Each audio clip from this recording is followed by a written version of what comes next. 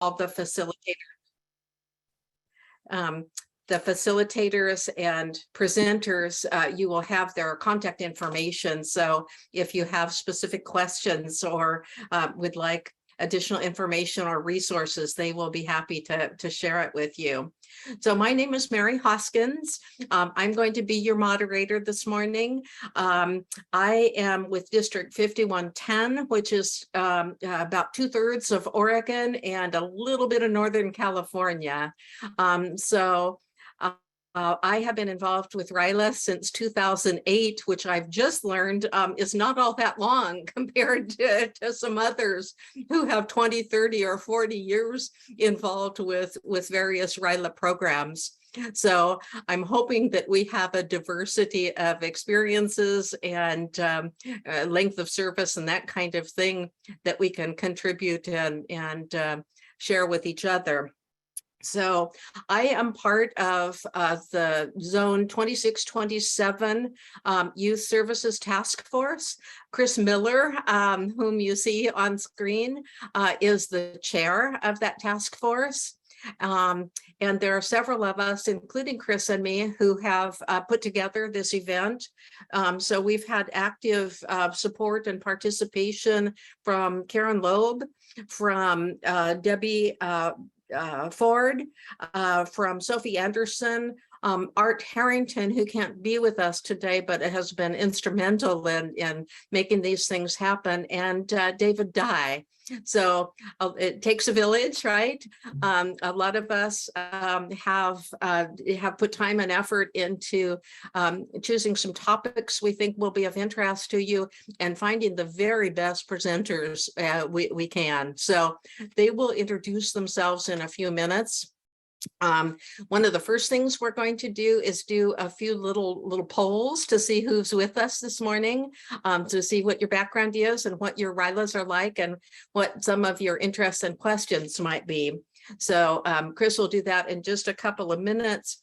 Then we are thrilled that we have a keynote speaker, Dr. Barry Posner, who is brought to us thanks to Lynn Luckow and David Dye.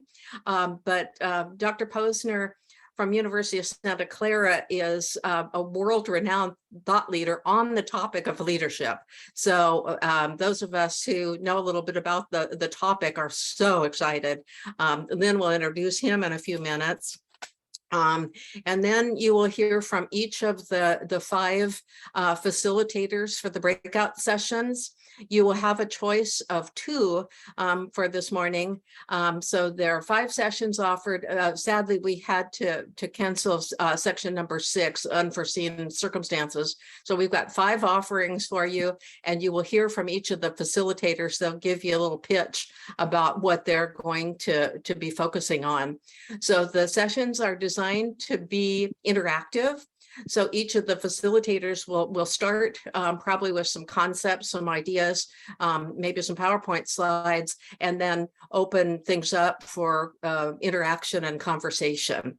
So we hope you'll like that. We're going to stay on a tight schedule. We don't have a lot of time built in for bio breaks and that sort of thing, but we're all adults, right? So turn off your camera to take care of your business if you need to, and then rejoin us happily. So, and we will end on time. We promise you that.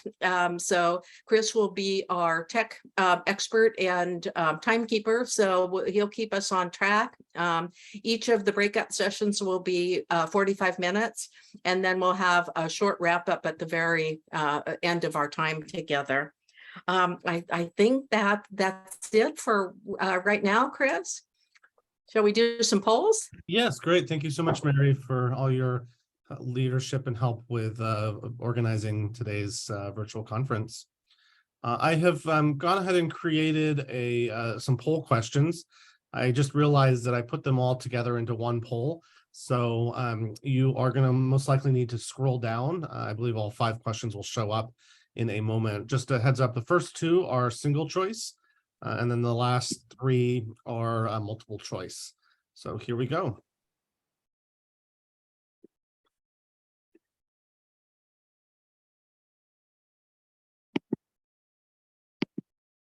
Are we seeing the polls? Yes. Great. Make it work. Yeah, I can't click on any of the selections. Yeah, so for our co-host, you are unable to participate in the round. You know, you should have made for longer than 51 years. Well, it started in 1971. It So started in the 60s in Australia. It wasn't sanctioned by Rotary International. that is true. That is true. When I looked that up, I was like, okay, well, 71 was the official date according to RI, but you are correct. Yes. So apologize for any of the co-hosts who aren't able to participate, but everybody else.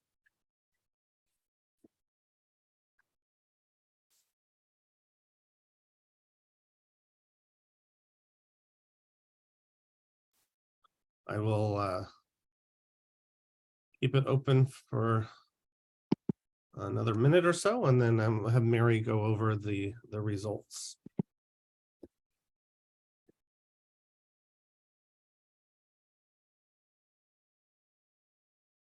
At 16 people, 17 people, about 50% participation. 19 now, 21, 22.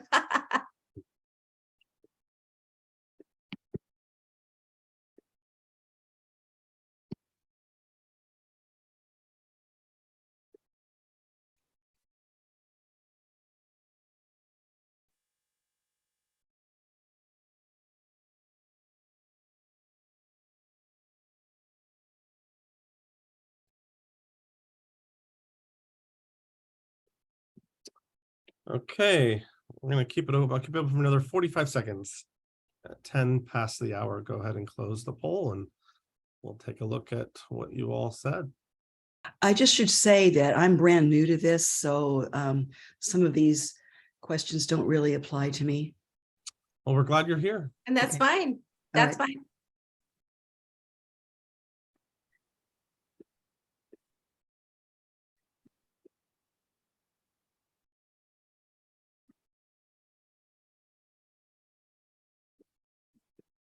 So, and Chris, is everybody able to see the poll results then? Not right now. As soon as I end the poll, it will give me an option to show the results. And so I'm gonna go Okay. ahead and end the poll right about now. Okay. All right. So, wow, this is a well-seasoned group. So this, most of the RYLAs have been in existence for a long time. 17%, as many as 41 to 51 years. Looks like the largest number have been 11 to 20 years, but 20%, 21 to 30 years. Wow. Okay. So we have some pretty robust and lengthy programs. So how about, so 37% of our participants today have been involved with RYLA from 2 to 5 years, excuse me. Looks like 23% between 11 and 19 years, and 10% are, between 20 and 31. Wow. Wow. Well, I think once you get involved with RYLA, you can't stop, right? Ask Bridget there. She is. Let's see. So what do we have? So primary age group. So it looks like 93% of your RYLA programs deal with high school students ages 14 to 18.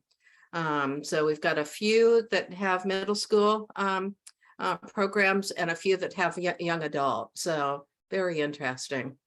And then I was interested, this was one of my questions. So did your district hold a RYLA in 2022?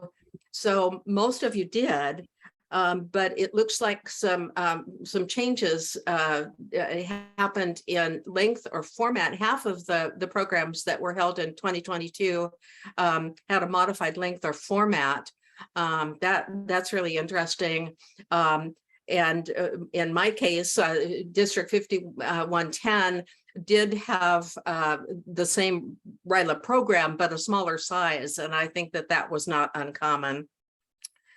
So 5 of 30 or 17% had no changes from pre-pandemic camp. Well, good job.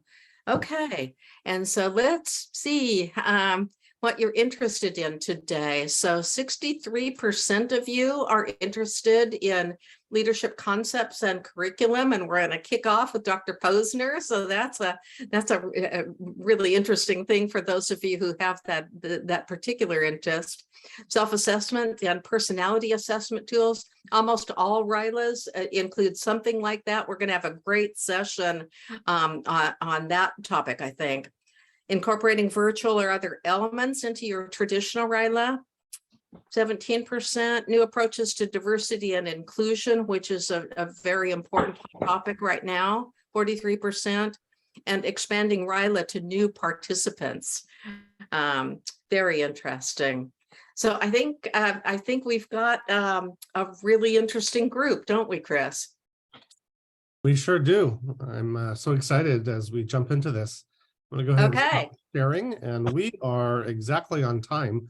Okay, so let's turn it over to Lynn to introduce our keynote. Good morning, everyone. It's a pleasure to introduce Barry. We've known each other since the mid-1980s. I was at Josie Bass Publishers, and Barry and his author partner came to us with the Leadership Challenge, which is currently, I think, Barry, in the 6th edition and over 2 million copies sold. We've been fortunate.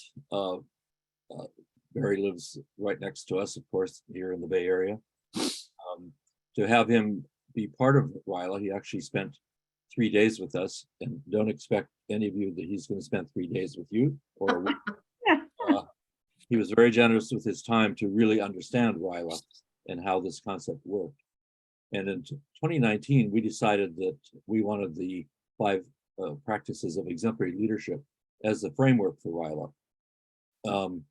Our RYLA had been successful, but we felt it was important to have an overarching concept that really had a framework that had been tested out in the world.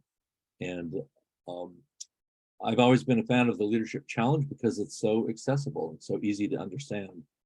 And you'll hear that as Barry speaks. So our current RYLA, we actually say that our role, our tagline is advancing the 5 practices of exemplary leadership. Those are the things that we want to bring home. So when students leave camp, they're talking about inspiring a shared vision, or model the way, or encourage the heart. So without further ado, Barry, we are so glad you're here. You have made extraordinary contributions to the world of leadership, and we're just grateful that you have also taken time to focus on youth. Welcome to Barry Posner. Lynn, thank you very much for that nice introduction. Let me share my screen with everyone.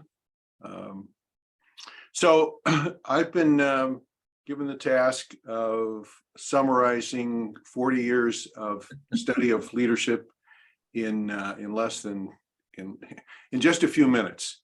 So let me try and do that with some interaction and with some opportunities to find out kind of some of the things that you might be interested in as well. But I thought I'd start with this question because it's a fundamental question that gets raised every time Jim or I do a workshop, and that's the question: are leaders born or are leaders made? And you think about this for a moment, and then I'll give you an answer. It's pretty clear from an empirical perspective, because the truth of the matter is, when it comes to leadership, the truth of the matter is that all leaders are born, and that usually gets some chuckle. But the stake in the ground that I want to make here is the fact that leadership is not that leaders are somehow not something that we have to kind of search in the weeds for, search high and low for. In fact, whatever this thing is called leadership, it's already within people. It's a skill, and everybody just like throwing a ball. Everybody can do it. It doesn't necessarily mean that everybody can do it the same, But the truth of the matter is that everybody can do it. And the same thing would be true about playing a piano. Everybody can play a piano. Some can play it better than others. And the other truth of this is that all leaders are born, but all leaders are made. And you know, if I were to put a stake in the ground for RYLA, it would be that sort of notion that every young person that comes into the program, we believe, you know, is capable of leadership. And we believe in this program, whatever the basis of your program is going to be, we believe that we can improve the skill that's connected with leadership and make people even more competent and capable of doing just that. Now, I've got 4 things I'm going to try and do in the few minutes that Mary's given me. I want to answer the question of when leadership begins. I want to briefly put another stake in the ground to suggest to you what I think are the key dimensions of any leadership program, but I think particularly ones that deal with students, given that they're students. I want to talk about the 5 practices of exemplary leadership as an operating system. It's consistent with the fact that, again, these are students and they're learning concepts connected with a model and a framework and a way of thinking about things. And I want to provide some applications of the operating system for the development of youth leaders. So where does leadership begin? Well, it begins in an analogy here. As you can see, when you look in the mirror, you can ask yourself, you can ask people that you work with, when you look in the mirror, what do you see? And here's, we see this tabby cat who's going to do a self-portrait, looking in the mirror, going to do a self-portrait. And the question is, what do you see? And one of the most important things, if there was one meta objective that there ought to be from RYLA, and that is that everybody who starts in the program ends the program believing that they are a leader and that they can make a difference.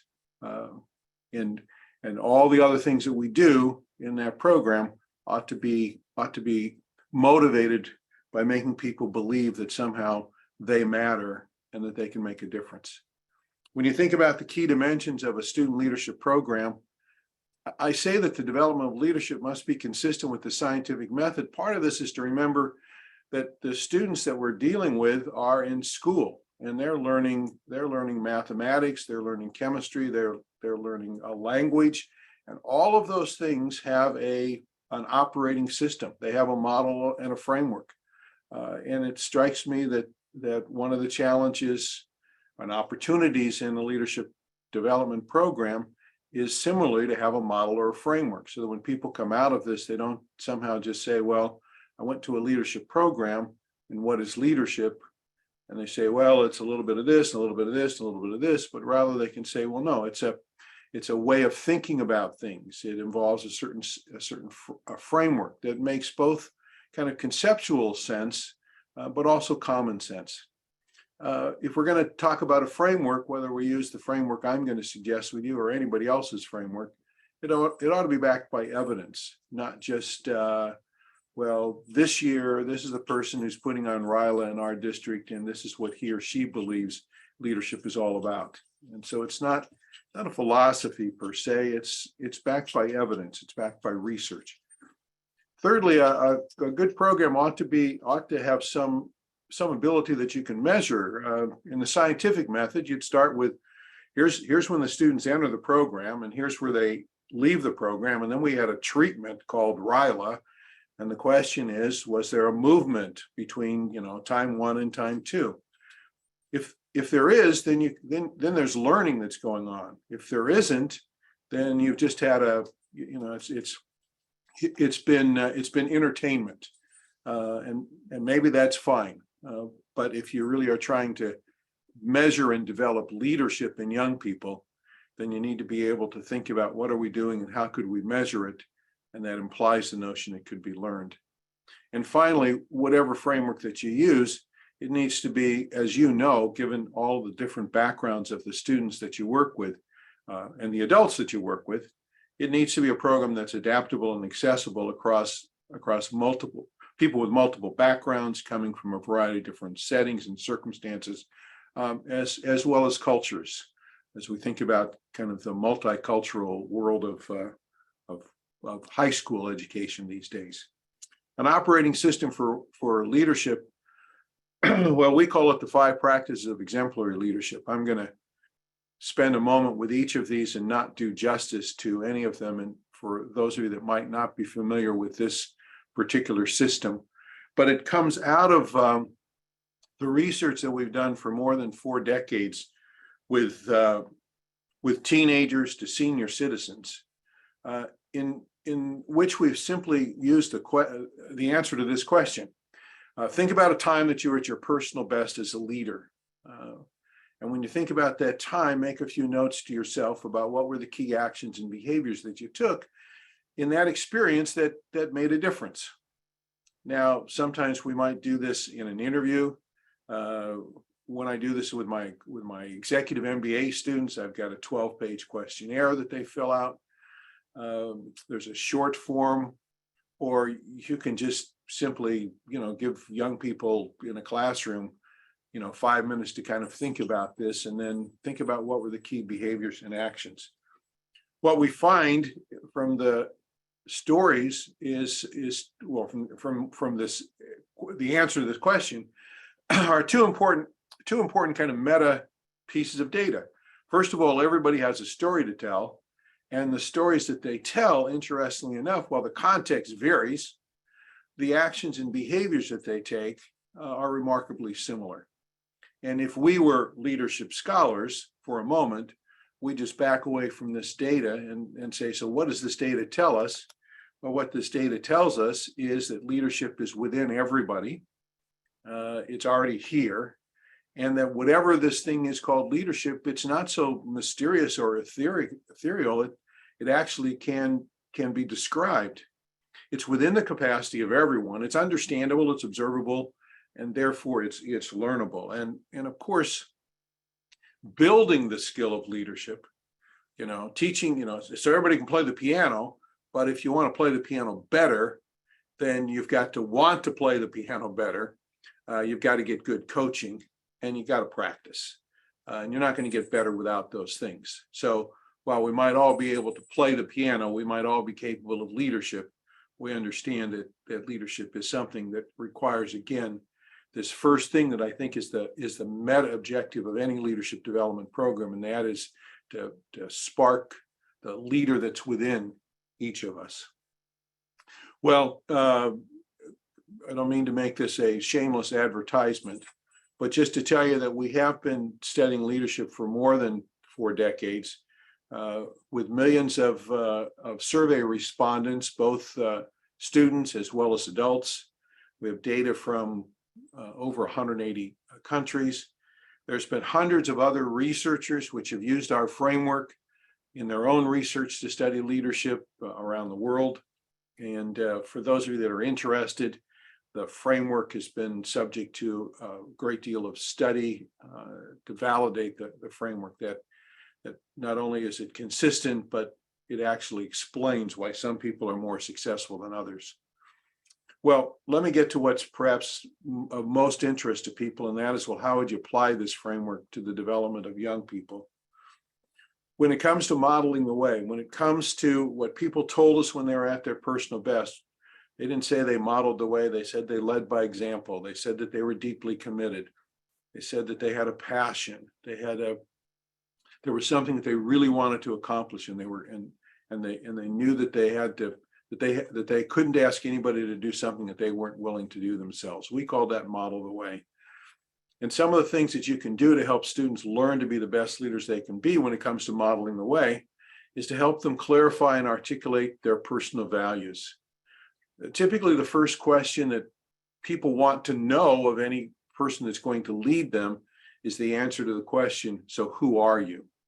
And we would say that before you can answer that question to somebody else, you have to answer the question for yourself. Who am I? What do I care about? What's important to me? What would I be willing to be convicted for? What are my convictions? And secondly, you need to encourage greater intentionality in people linking their actions with their values. So answering the question, so why do you do what you do? Why do you do what you do? I do these things because these are the things that I think are important. These are the things that I care about. And it's because I care about those things that I take these actions. That's why I stand up when I see somebody doing something that I think doesn't make any sense, and I say something to them. And how do we encourage people to think more intentional about linking their actions with their values?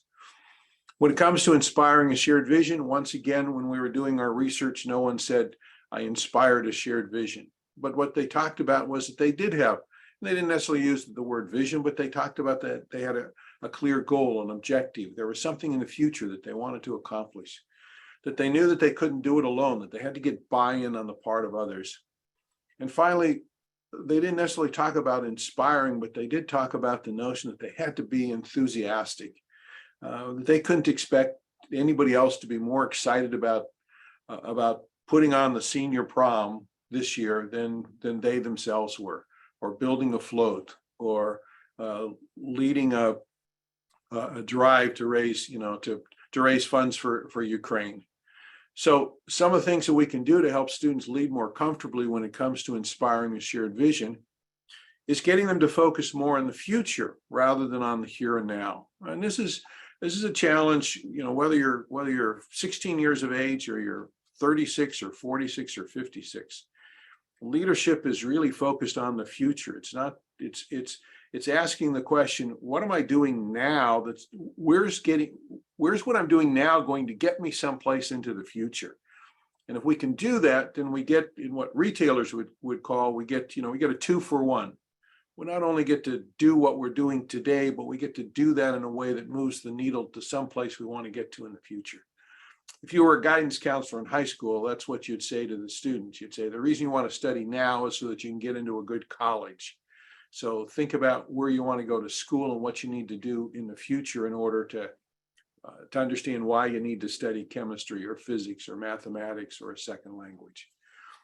How do you help students lead more comfortably when it comes to inspiring a shared vision? Is by helping them figure out how they can find a common purpose in whatever it is that they care about, so that they can get other people to care about it. And to do so requires learning about the aspirations of others. So the other people on your team, the other people going to be building this float, the other people who are going to be raising money for environmental justice, why do they want to do this? Well, I know why you want to do this, but why do you think that the other people on your team, in your class, in your group would want to do this? And if you can understand that, then you can find a common reason why we're all in this together. Well, leaders challenge the process. When we ask people to talk about the times that they've been at their personal best, they talk about they took a risk. They did something outside of the box. Particularly true for young people, because oftentimes anything a young person does tends to be something that young people don't normally do.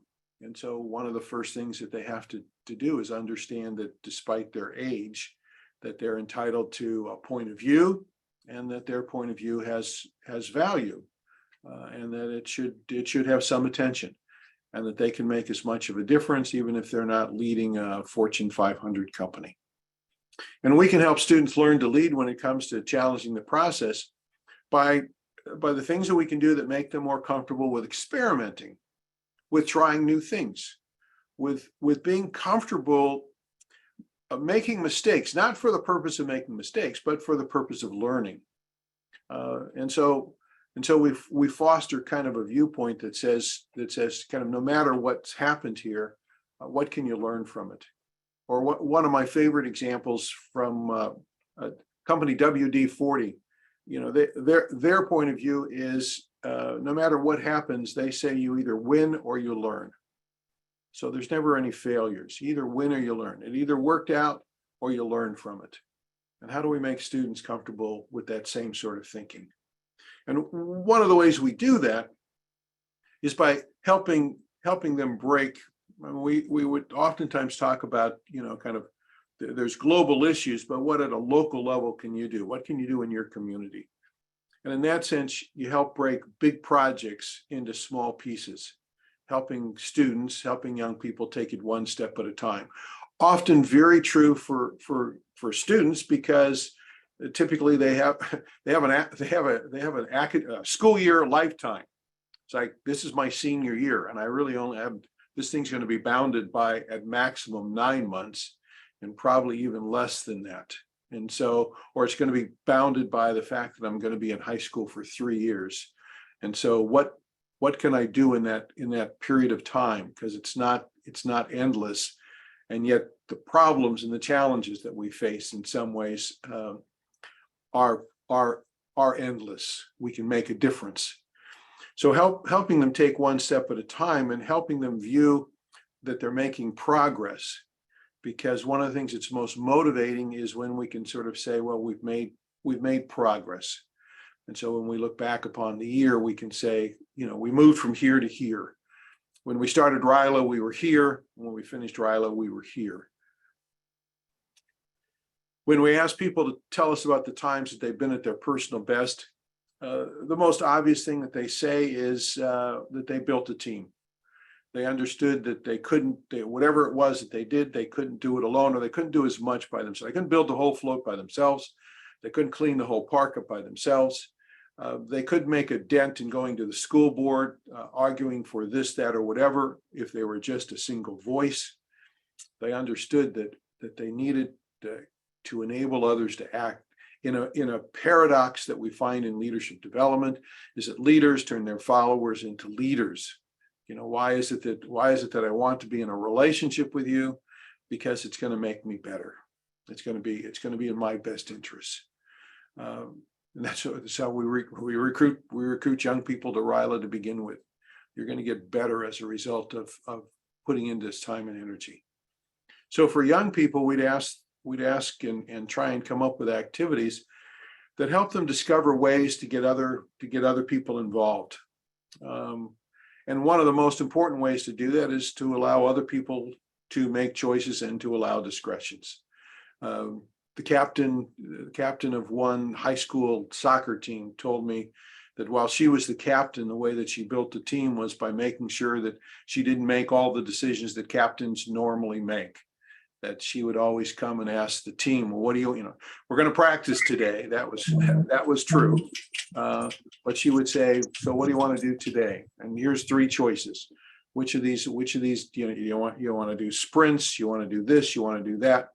She could have exercised her authority, but she said, look, we're a team. And so at each practice, we're going to have to do certain things, but we're going to decide collectively what to do. And another skill that we can help students learn is to learn how to listen more and to talk or tell less. It's, by the way, you know, but all of these things are equally applicable to all of us to me and all of us on the call today as adults, not just as young people. It's just that the context for young people will be different than it'll be for people at other stages in their life and in another context. But getting people to grow big ears, getting them to listen, getting them to ask others for their ideas, and in this way, going back to inspiring a shared vision, getting buy-in from others. And leaders also encourage the heart, and these are not presented as step 1, 2, 3, 4, 5. When people talked about being at their personal best, there's a gestalt to all of this. There's not an order to all of this. And oftentimes, in fact, leadership begins, the 5 practices begin by encouraging the heart, by helping young people find the courage in their hearts to do something that's going to be hard. It's going to be difficult because people have never done it before. So when it comes to encouraging the heart, we need to make sure that the leadership skill is one in trying to understand and think about not just why I'm motivated to do this, but to understand what motivates other people, why other people could get excited about this, and to make sure that we appreciate the people who are involved with us for not only what they do. In fact, that's in some ways easy, but moreover, to appreciate them for who they are. and for what they do. If I were to ask any of you on the call today, I'm sure your answer to this question would be the same as I would find in any sort of group, and that is, how many of you have been thanked too much in your lives? And almost, only the jokesters in the room raise their hand and get a laugh, because few of us feel like we've been thanked too much. And we can certainly help our students learn how to say thank you, simply say thank you more often, but to say thank you in ways that it's personalized to the not a like, hello, how are you, and then keep walking away. Thank you for this and keep walking away. But to say thank you in a way that's personalized in terms of what it is that somebody did and how they did it, that we thank them in a way and appreciate them in a way that's creative. And of course, this isn't a technique. It's done with sincerity and a genuineness. And here's why I so much appreciated what it was that you contributed, how you went out of your way to do this or to do that. It's the kind of thing that makes all of us feel really good, and was really important in being able to be successful in whatever community endeavor we decided to engage in. So these are what we call the 5 practices of exemplary leadership, an operating system for leadership. Lynn can probably tell you more in terms of how they've been able to take this framework, a framework, and then, on this framework, then, hang a whole bunch of different activities that work for them and work for their team and the students in terms of helping them learn what it means to model the way, to practice inspiring, to figure out what their vision is, and to practice how they would get other people excited, to understand that they have to take a risk and they have to experiment, and not everything's going to work out, and that's okay, long as that there's some learning from that. That they need to build a team, that they need, and the things that make people kind of the glue that sticks people together on a team is when everybody feels like they're a leader. That's what a high-performing team is, a team full of people who are leaders. And finally, it's important to encourage the heart, not just for this particular endeavor, but if you want people to come back into the club next year, then it's important that they leave feeling like this was something that no matter how successful we were, next year we want to be even more successful. And I want to have another one of those great experiences. So that's kind of my story. Leadership isn't a place, it isn't a position in an organization. You look up the word in the dictionary, it's not capitalized. It refers to a process. And mostly, if you looked up the word in the dictionary, leadership comes, the origin of the word means to travel, to guide, to go. It's an action word. And it involves a set of skills and abilities, and it doesn't make a difference where you are in the organization. It doesn't make a difference whether you're young or you're old, you're tall or you're short, you're blue or you're green, you're working in a community, a nonprofit organization, you're working in your family.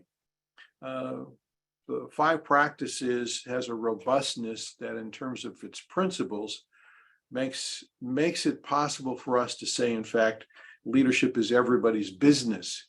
It's an opportunity for every one of us, no matter where we are, to make a difference. And in the end, that's what leaders do.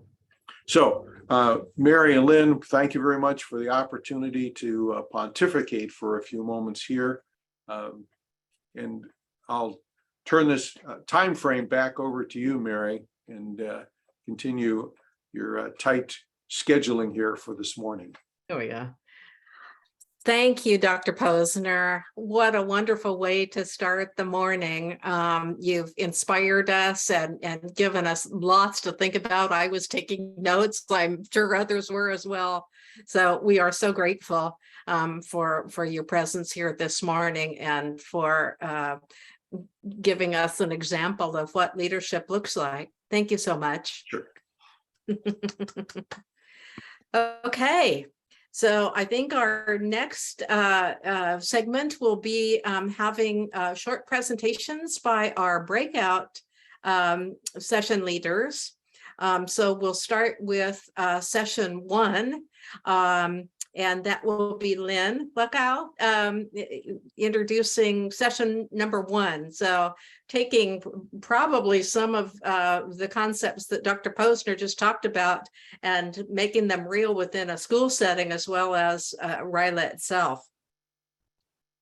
Great, thank you, Mary. And thank you, Barry, for a great presentation.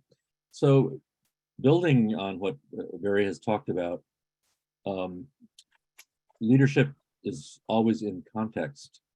And so when we prepare for RYLA, we ask students what are the challenges they see in their community that they would like to address. And then we ask them a second question, which one is your priority? And based on that, we receive just generous feedback. We moved our RYLA from 3 days in April to 5 days in August, just before the students go back to school. And so this year, for the first time, we were able to include some of the topics that the students indicated they would like to work on. So they could understand, as Barry talked about, how they can actually take a large project, how they can localize it, how they can break it down into small parts, and how they can move something forward, whether it be climate change or mental health, or hunger, or LGBTQ discrimination. All of these topics are the ones that our students in 5150 have suggested. Because we didn't have time to do that with a 3-day program, we hired Harmony Ma, who will be doing most of the speaking and commenting in our session, to help us do something out in the schools throughout the year. So it wasn't just this one-time RYLA event. We started calling it ALPS, Action Leadership Program, with students. And so we would work with students in a variety of different school settings. I think Harmony had us up to 20 to 25 different schools, rather than just the 3 schools that we were working with before on an Interact Club basis. So really, we ended up training leadership coaches. So we trained Rotarians to be leadership coaches and connect with students on specific projects that they had. And during our session, we'll talk about some of those projects, whether it be mental health or helping younger grades do exercises that were easy to do. So that's, I would also say, I'm going to hold this up. There is a card that we use that summarizes the practices and the commitments for each practice, that is a takeaway for students and for the leadership coaches we train. So Harmony and I will talk about how this gets extended throughout the year, so RYLA isn't just a 3-day or a 5-day experience. Thank you, Lynn. Session looks really interesting. So session number 2 will be led by Debbie Ford. Debbie, can we hear from you? Yes, certainly, Mary. I'm going to share my screen here if you don't mind.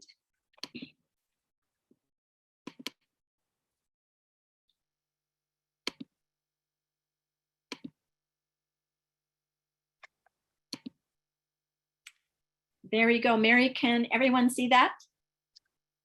I think so. Yeah, I'm seeing thumbs up. Okay. Okay, and I apologize, but apparently I'm not going to be able to advance that. I don't know why. Let me stop and share again. I'm so sorry.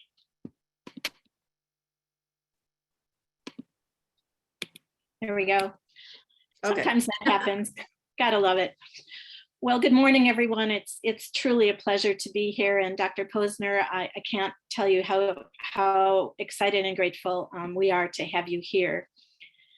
I have been asked to conduct a breakout session today on the topic of self-assessment tools to be integrated into the RYLA experience. And I'm super excited to be able to discuss this with you in my session. Just a little bit about my background. I am a veterinarian. I practiced in companion animal medicine for over 40 years. And in the midst of that, on the heels of achieving a master's degree in organizational leadership from Gonzaga University, I was asked to serve on the faculty of the College of Veterinary Medicine at Washington State University, not teaching medicine and surgery, but rather teaching leadership and communication. It was in the process of that and part of my job to conduct a 1-week intensive leadership experience for incoming first-year veterinary students, much to their dismay, because they just wanted to learn about anatomy. So we put them on a bus and we took them to camp and we made them learn about leadership. At the end, they were close, they were powerful, they were a team, and they were ready to go through the next 4 years together. It was inspiring, and I learned how to incorporate various assessments into that learning process. So today in my session, we will be shining the light on some specific assessment tools that I'm familiar with and have used, others that I'm interested in learning whether or not you all have used them and your success rates. This is a perfect marriage, really, assessment tools and the experiential learning philosophy that we use in RYLA. One supports the other. As Lynn mentioned just a minute ago, we do use assessments in context. You can I'm not going to read this to you, but you all understand that we have different program offerings. We come from different size communities. We work with different age groups. So our RYLAs and the assessment tools we choose need to be chosen based on those contexts. This is just a menu of sorts, and I will delve more deeply into these various categories of assessment tools in my breakout session. Many of you have used some of these, one or the other. Others are interested in perhaps delving more deeply into conflict resolution modes. The leadership practices inventory, I cannot take credit for that. That is Dr. Posner and Dr. Ku's tool, and I actually have it right here because I am getting ready to use it in our teen RYLA here in 2 weeks. So I'm super excited to be able to use that, that great tool. This is just a sampling of the questions I'll be asking and we'll be discussing in my breakout sessions. This is not all of them, and some questions will pop up from you, and I will make room for your questions during my session. This is about us learning together, sharing best practices, sharing challenges, risks, and just making this real. So Mary, thank you so much for the opportunity. Yes, we are delighted to have you. This is such an important topic, and I think for every RYLA program, the self-assessment component is a really important one. So this will be a great opportunity to explore some of the options. So session number 3 is going to be led by Kate Matos, who was a RYLArian herself before becoming a Rotarian. So she's going to talk about some of the new issues and innovations in diversity, inclusion, that sort of thing. So Kate, take it away. Hello, everyone. I'm Kate Matos from the Seattle area. I will preface this by saying that I am not an expert, but just another practitioner who's kind of stumbling through, as we all do with our programs. What we hope to talk about a little bit is inclusion by design. So as Barry said, leadership isn't a destination, but a process. And similarly, our efforts to build an inclusive program it's not a destination. It's not something we ever achieve fully, but something that we're working towards each year. So what we're going to talk about a little bit is some of the specific changes we made in our program this past year, including gender inclusive sleeping arrangements and how we approach that in the registration process, as well as welcoming students with chronic and disabling conditions.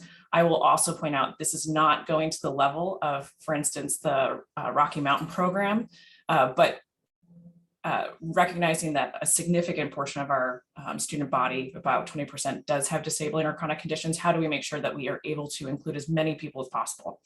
and make sure that they're safe and cared for. So along those lines, we'll talk about that process of how we figured out what changes to make and what we've learned through that process. Thank you, Kate. Really important topic. And I think we're all dealing with it in different ways. And you've done some really interesting innovations. So that's session number 3, folks. So session number 4. Bridget Markwood from Leader NU, who is quite a thought leader on innovative RYLAs, including how to incorporate virtual elements into a traditional program. She's got a lot to share and to talk about. So Bridget. Thank you. First, I cannot wait to see some of these sessions, videos. I hope I can access those later. I am really excited to hear what everyone else is talking about in these other breakout rooms. Kind of sad I can't see them all right away. But we have a session for you. My name is Bridget Markwood. They call me Mama Bridget at camp. This is my 23rd year doing RYLA. And of course, I started when I was 4. So, you know, that's good. So we are going to, in the session, talk a little bit about what we've been doing this entire year. We have actually been, I am a Rotarian. I have been for a really long time. I am actually I live in Georgia. And I've been a part of 4 different districts. I think of Rotary as a great big collaboration. And so we have been partnering with districts across the country to do this hybrid format. We have a little video that's kind of a little preview of our session that our awesome tech wizard, Ashley, who is a RYLA alumni as well, is going to share.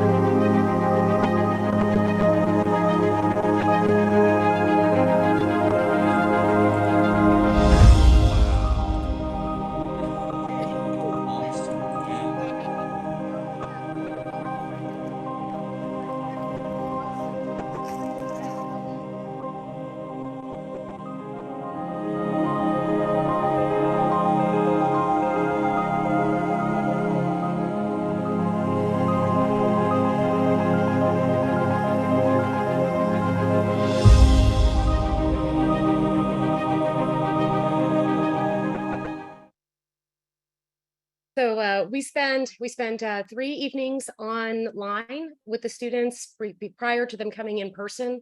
And all of the ones we've done so far, they come in person Friday afternoon, and Friday, Saturday, Sunday, they're with us, but they've been online with us for 3 evenings prior to that. I also do professional consulting with employees, and we're really seeing this gap in the ability to be able to lead online. Whether the students end up working online or not, odds are they'll have an employee that will, or a supervisor that will, or just being, just collaborating with other people that are online. So we have really moved the online portion to focus on leading in an online environment. One of the benefits of that collaborating in that way versus some of the challenges, and how do we address those challenges. So that is our session. If you'd like to join Ashley and I, we'll be in that room. Okay, that is session number 4, and I can give a personal testimonial for Bridget and her team. We did an RYLA last year, and the experience in some ways it amplified the RYLA experience, and so I can say that they do really innovative, really wonderful things to enhance RYLA experiences. So that's one that you will want to attend if this is something you're considering at all. Thank you so much for being here, Bridget. Thank you. Okay, and session number 5, our last session, is going to be led by Karen Loeb. Where are you, Karen? She is going to talk about a very innovative program that's existed for many, many years that accommodates persons with disabilities. So Karen, would you like to talk about what you're offering? Sure. Hello, fellow Rotarians. I'm really delighted to be a part of this 2-zone conference on RYLA innovations. It's been an absolute pleasure working with the planning team in California, and I'm very flattered that our RYLA program that we call RYLA Plus has been included in this virtual conference.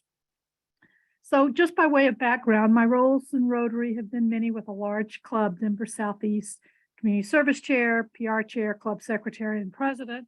And I'm currently the District Literacy Chair and a District Grants Reviewer. So I do live and breathe with Rotary.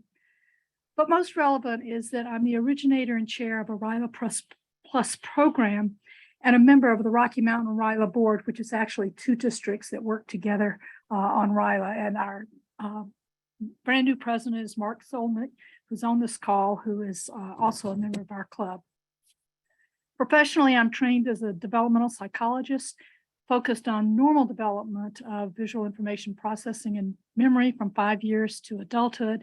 I'm a certified project management professional and a True Colors facilitator.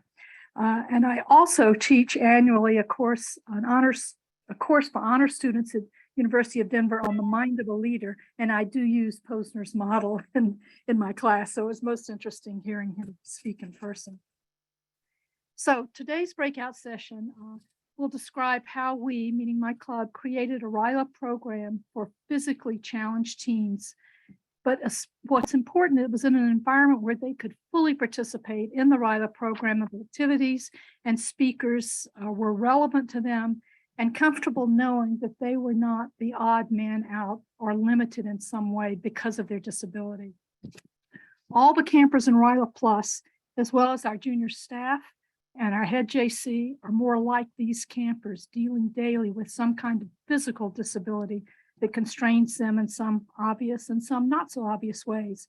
And the reason we limit it to physical disabilities is that, as you know, all of our RYLA camps are learning camps, and that doesn't adapt very well to those unfortunate kids who have more challenging problems such as ADHD or cognitive disabilities.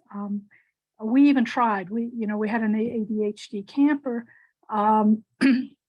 He was not able to participate well. He was disruptive to our speaker. Played on the ground wrestling with his a counselor the entire time the speaker was serving. Fortunately, we were able to move them to another ongoing camp in the same location. He was delighted and it worked better for us. So it's not that we haven't tried, but this is a learning camp, as all our RYLA camps are. So let me tell you a little bit about what we're going to talk about. When we created RYLA Plus, we not only made adaptive changes to all of our activities, but we also leveraged a camp facility and resources that helped our attendees experience what a usual RYLA camp offers, such as the challenge and the fun of climbing going up a climbing wall and a zip line, building confidence in taking on challenges while the rest of his team was cheering him on. We also select our speakers that are different from our other RYLA programs because we like to have speakers who with whom our campers can really identify because most of our speakers have some disability. One is Dave, who started collecting used disability devices in the US, like crutches and wheelchairs, to distribute free in Africa, often replacing the use of wheelbarrows, crutches instead of tree branches, or even a mother's back. And our campers typically say, oh, I've got some things in my basement I want to donate to your cause.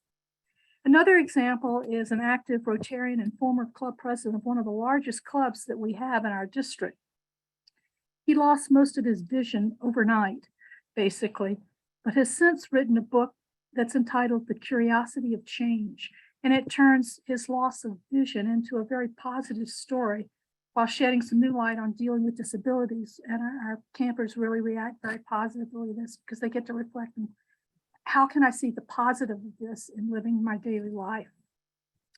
And last but not least, because we're in Colorado, we're very fortunate to be able to engage Paralympians to come and share their stories about how they won an Olympic gold medal. And that's obviously very motivating to our campers. Another key element of our success has been the partnership that we forged with an organization whose entire existence is to support those with disabilities, mostly in the US. And I'll share with you the Rotary influence on the origins of this organization, going back to our Rotary founder of Paul Harris and his fellow Rotarian friend, Edgar Allen. And at one point in time, this organization that we partner with was even considered to become the sole beneficiary of Rotary International. That's a big deal. So for those clubs who wish to explore the opportunity in California, I'm happy to help locate these contacts for you because you have a similar opportunity that we had in Colorado because of the relationship that some clubs in California already have with this organization. So it'll be exciting to support replication of our program we started several years ago in Colorado, and which has been recognized in many unexpected ways by Rotary International. And hopefully we can expand this to our Rotarian partners in your zone. It's the most rewarding work that I've done in all my years of Rotary. And so I hope to see some of you in the upcoming session. Thank you, Karen.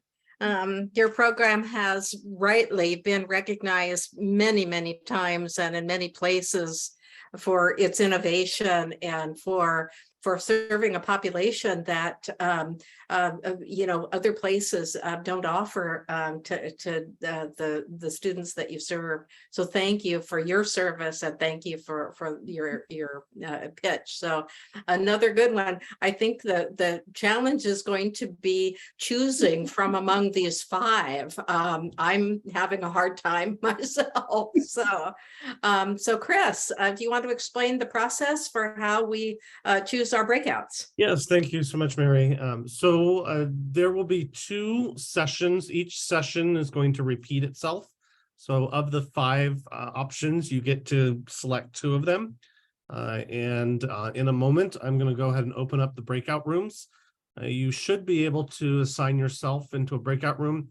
Sometimes it's through the More button in the bottom right, if you have that, of your menu bar. If for some reason you are unable to choose your own breakout room, please, I ask you to please put what breakout room you would like to be in the chat. In a moment, once I open up the breakout rooms, you should see the different rooms that are available. There are 5 of them. They are in order from 1 to 5 in which we heard the speakers. And so I am going to go ahead and open up those rooms. We will begin facilitators. You have starting at 10:10 and we'll go until 10:55 Pacific time. I believe that is. Yes, 10:10 Pacific to 10:55 Pacific time. Hour later for those of you in Mountain Time.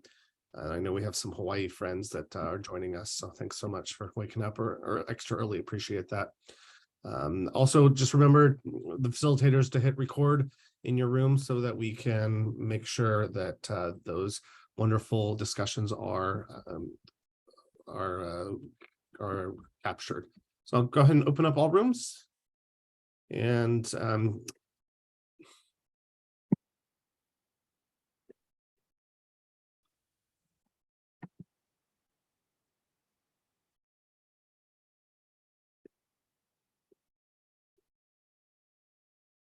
So again, if for some reason you are unable to choose your own breakout room, please put in the chat where you would like to go. Or if you want to unmute yourself, you're welcome to do that as well.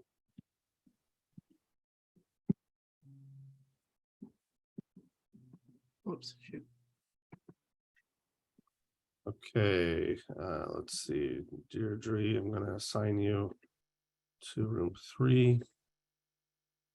I don't think I put myself in a room. 'Cause I was I automatically assigned you to the room.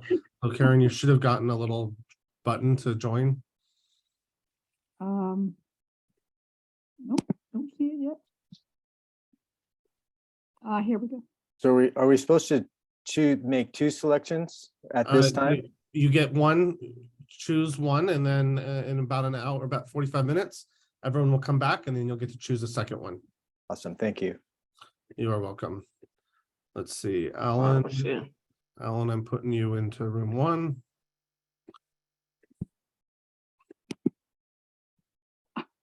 Yeah. Deirdre, I'm gonna put you into room 3.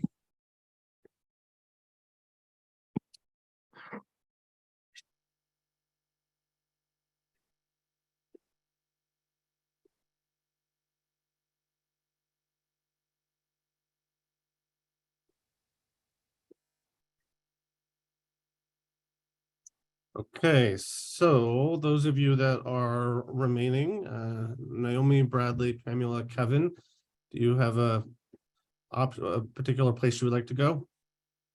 Again, the options are Ideas into Action, which is Lynn Luckow, our first speaker, Innovation and Self-Assessment by Debbie Ford, which is our second speaker, Innovations in Inclusion and Diversity, which is our third speaker, Hybrid RYLA Formats, the fourth speaker, and Welcoming RYLA Campers with Disabilities.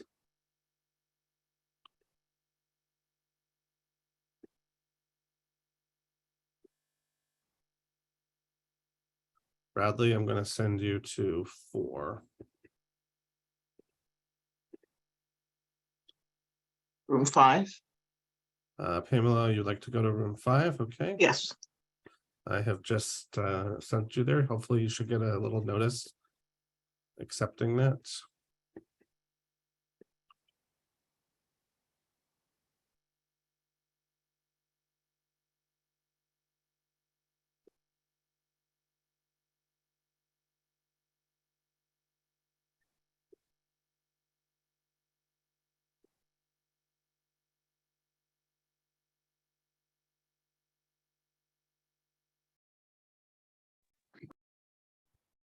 Okay, welcome back, everybody. I am going to go ahead and recreate the breakout rooms for your second choice. Again, the sessions will be the same, but I would encourage you to check out a different room and a different topic.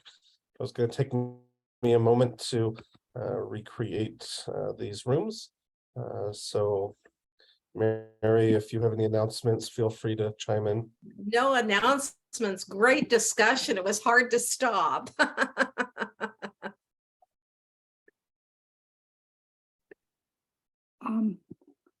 Hey, Chris, I think I closed my file, and so I'm going to leave and come back in, okay? Okay.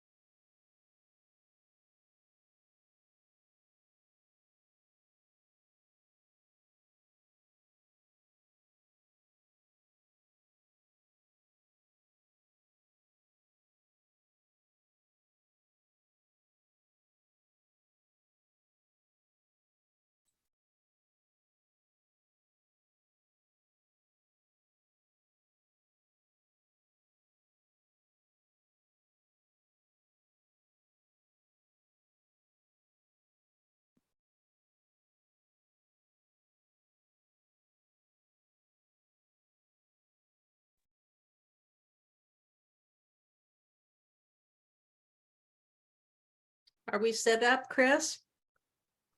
Almost.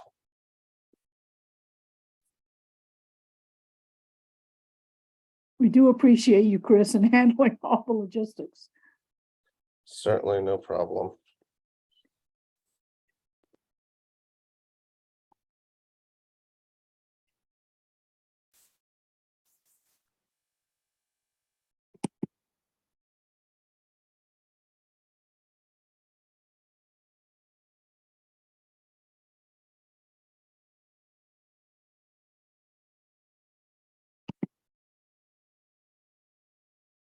Okay, I have opened up all of the rooms.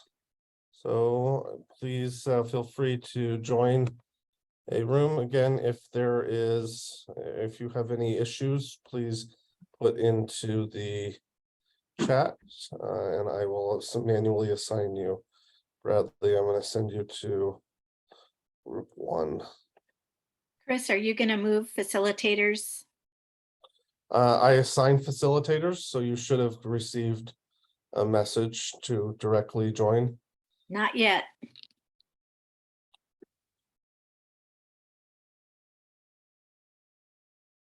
Yeah, you're assigned to the room, so let me try. I'm gonna try moving you and then putting you back. So let's see. Move.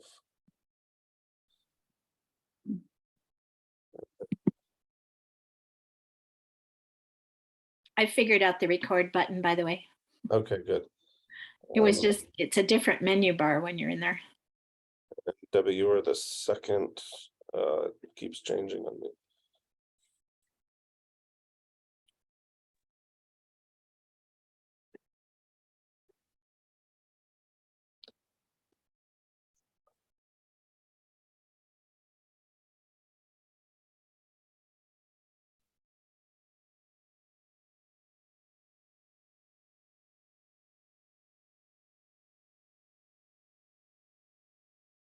David, I'm going to send you to room 1.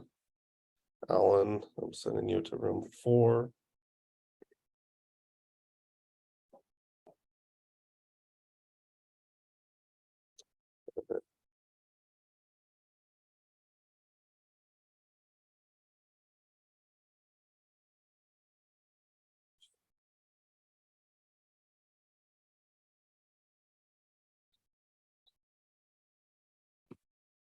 Okay, Debbie, you are what is the title of your session?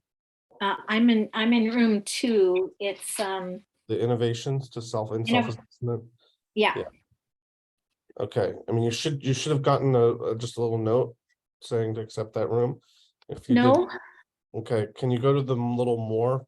Do you see a little more button at the bottom? Yep. Yep. And does it have breakout rooms as a choice? Yep. Okay, click the breakout rooms and then select the choice that you want, which is going to be the second, innovation self-assessment. I'm in 1, Chris. I don't see anything either. Okay, sometimes when it recreates it doesn't like it. Let me I think I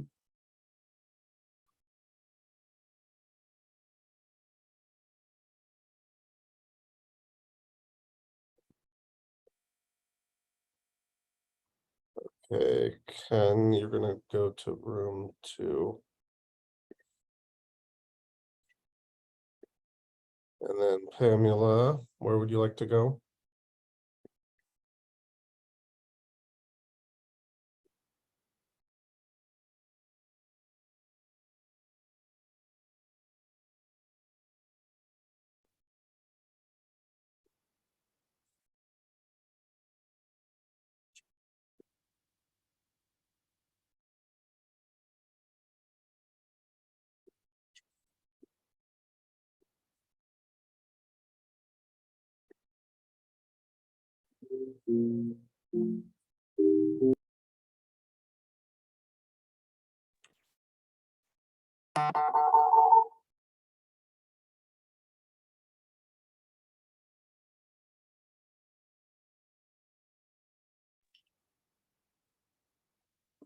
room full.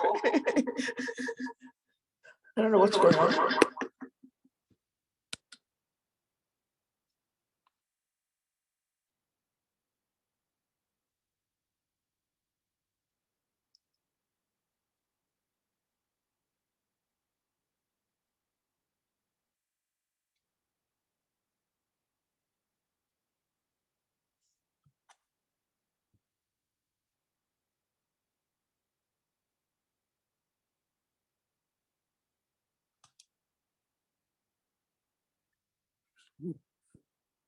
Recording in progress. Rate different modules, talk about what they wanted to learn, what they liked about it. So, and I'm a firm believer in 1 through 10 doesn't give you squat.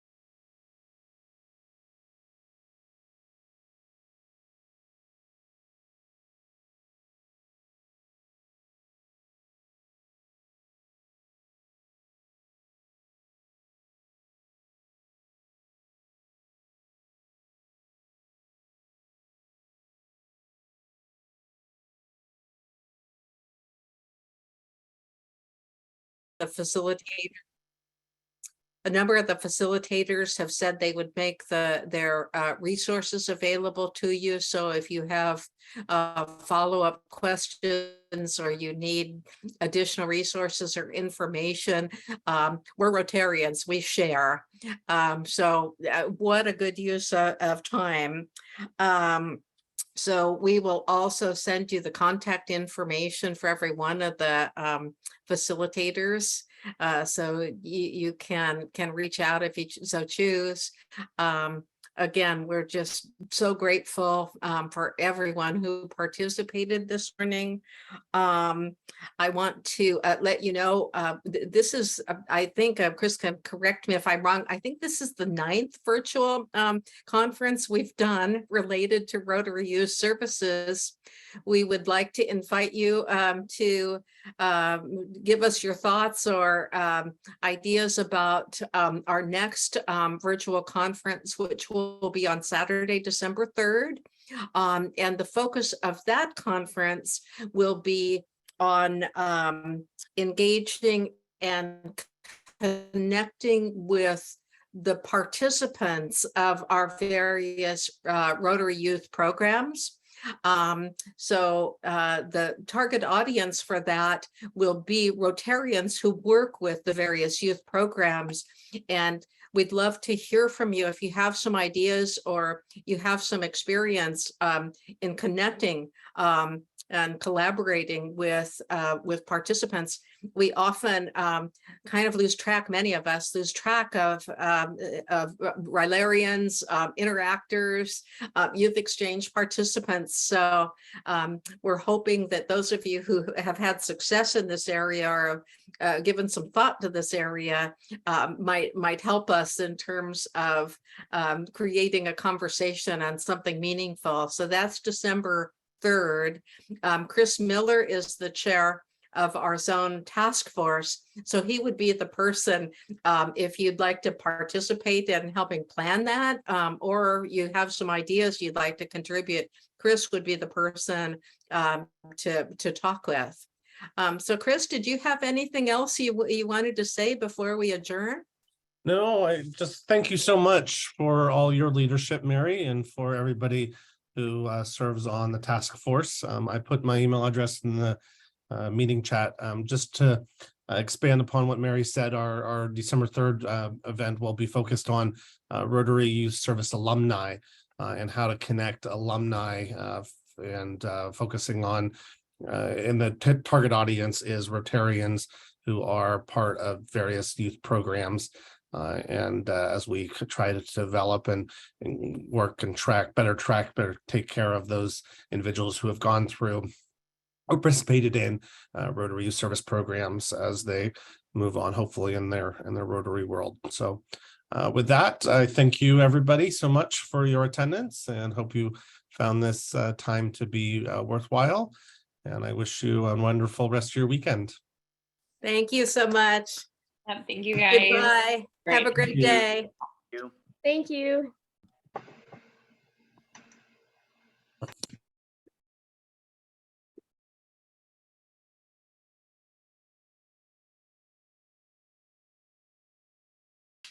Hey, great job, Chris. Well, thank you. I appreciate all your support.